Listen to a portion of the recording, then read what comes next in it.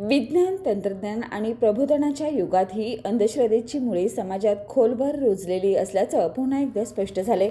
कोल्हापूर जिल्ह्यातील करवीर तालुक्यातील सांगरूळ गावात शेताच्या बांधावर भाणामती केल्याचा प्रकार समोर आलाय आणि भीती पसरवण्याचा प्रयत्न करण्यात आलाय.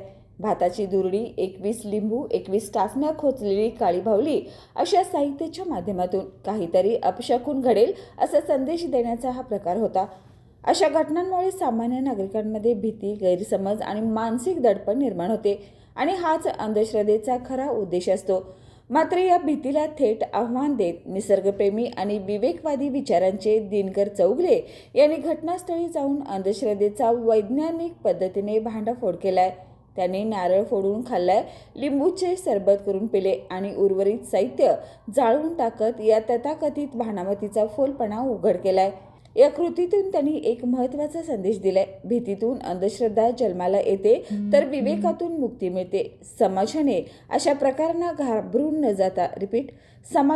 प्रकारांना घाबरून न जाता प्रश्न विचारण्याची आणि तार्किक विचार करण्याची गरज आहे.